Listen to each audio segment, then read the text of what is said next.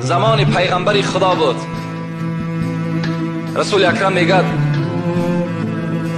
دائم نماز با جماعت که میخواند، پس میگشت به سوی مردم نمازخانه ها را نگاه میکرد و میپرسید فلانی کجاست، فلانی کجاست. یک مرد و زن بی نهایت در پشت رسول اکرم دائما نماز با جماعت ادا میکرد. یک روز میگه رسول اکرم بین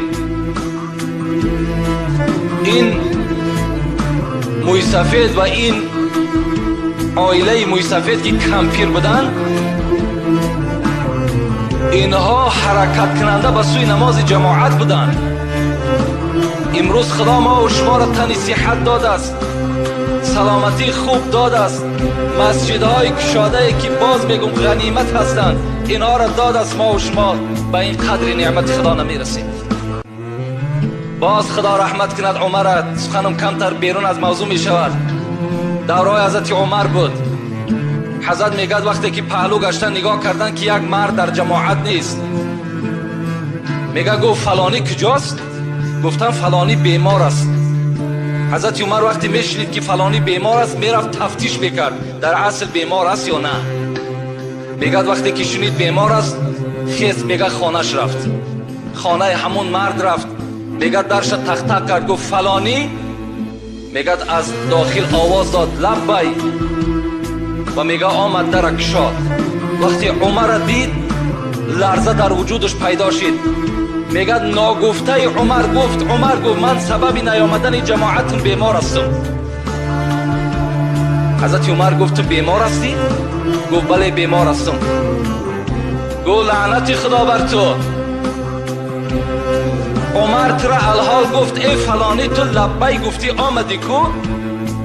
ترا خدا فیراد دارد حی علی الصلاة حی علی الفلاح، بیاین به سوی نماز، بیاین به سوی نجات. چرا خدا را قبول نکردی گپشه؟ چرا گپی عمر لبی گفتی؟ این عمر خطابش بود. گپی عمر تصدیق میکنی؟ لبی میگوی به نزدش میای، گپی خدا اخت قبول نمیکنی. رسول اکرم میگه پرسان کرد این موی سفید و این کمپیره که از پس من نماز میخوام کجاست؟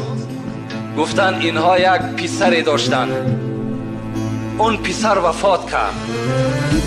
این موی سفید و کمپیر پاهاشون از کار ماندگی هست. او فرزند دائم اینا را پشت میکرد، میآورد در پهلوی تو میگذاشت، نمازم میخواندم، باز اوج کرده به خانه خودش میبرد. رسول اکرم میگه به سوی صحابه گفت آگاه باشین، اگر دنیا ابدی میشد، اگر دنیا یک آدم برای خود قرار میداد و پرورش میکرد و ابدی زنده نگاهش میداد، هر آینه همین جوان خدا نمیکشت، زیرا که بی‌نهایت خدمت شایسته در حق پدر مادر کرده است. لکن دنیا ابدی نیست. این رسول اکرم برای او گفتند.